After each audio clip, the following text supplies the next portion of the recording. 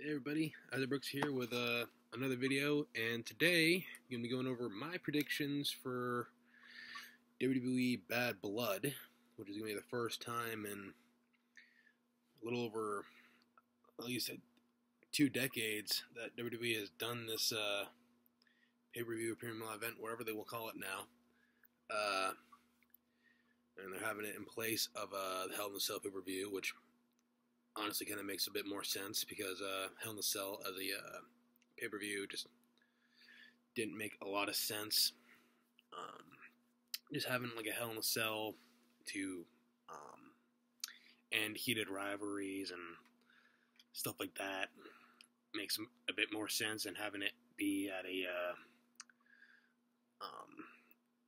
event called Bad Blood. Makes all the sense in the world. So without that being out of the way, let's get into what I have for my predictions. First up, speaking of Hell in a Cell matches, the long-awaited, hopefully, rivalry ender match between CM Punk and Drew McIntyre being locked inside the brutal cage. And of course, both these guys have had their successes and failures inside the cell.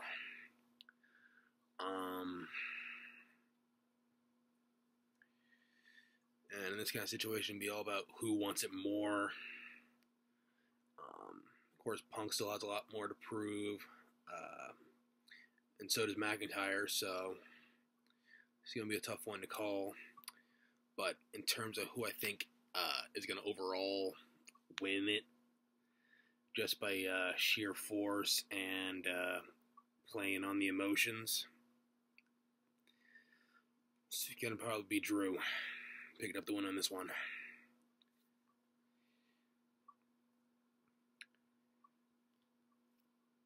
I know. And then a match that I honestly, if you had told me this was even going to be a possibility this time a year ago, I would have called you nuts. Cody Rhodes and Roman Reigns working together to take on Solo Sikoa and Jacob Fatu of the Bloodline. Of course, a lot is riding on this. Roman trying to take control of his family, his bloodline again. And of course, Cody having his issues with the bloodline and still having a little bit of that tension between him and Reigns being carried over from WrestleMania. So this would definitely be an interesting one to keep an eye on. But in terms of who I think is going to actually win this one, mostly because like some miscommunication from Sikoa and Fatu, and just having more experience, give the edge, not Copeland, to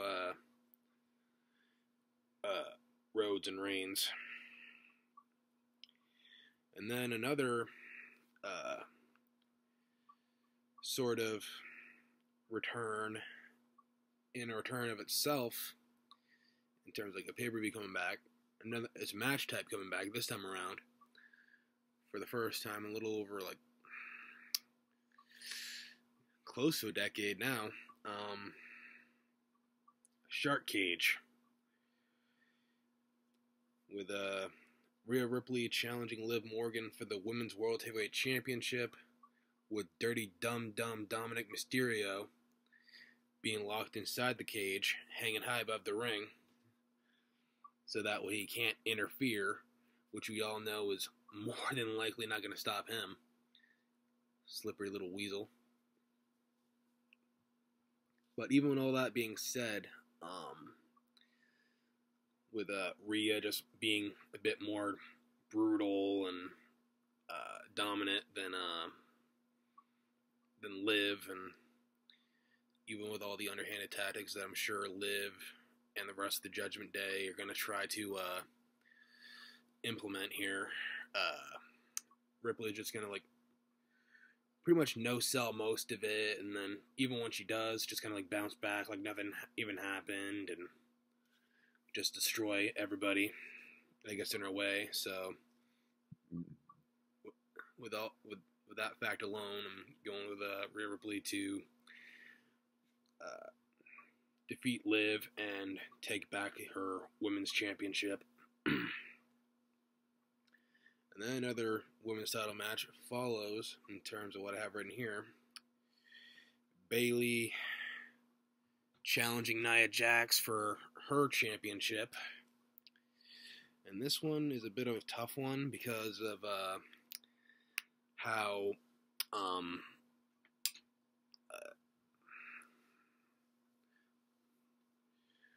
destructive Nia has been since coming back. And then, of course, there's that wild card factor of Tiffany Stratton with a briefcase. And a little bit of the planting of seeds for possible fallout between Jax and Stratton. So it'll definitely be one to keep an eye on. But in terms of who I think will be walking away with the championship because of all that turmoil, I have a feeling Bayley's going to capitalize and get back the championship.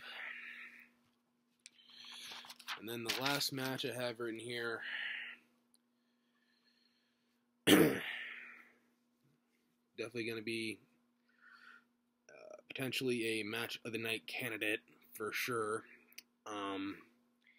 Damian Priest versus his former ally, former friend, former brethren, Finn Balor. Of course, these guys know each other so well after years of dominating the roster and the Judgment Day, and just kind of like being by each other's side through thick and thin, pretty much from the beginning.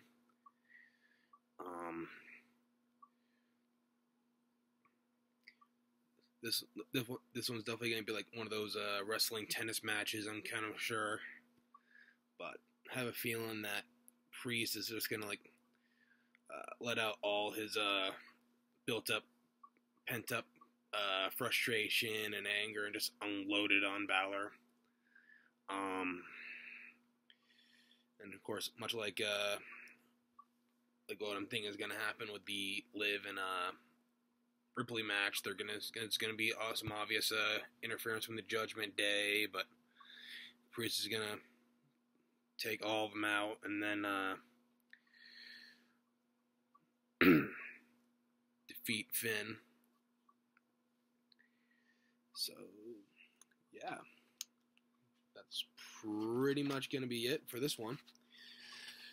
If you liked it, give it a thumbs up, and if you're new to the channel, please consider subscribing, if I can get those words out of my mouth right now. And if you have any predictions, feel free to put them in the comments. And let me know which of these matches you're looking forward to the most. And, well, that being said, until the next video, Azurix signing off. Bye-bye.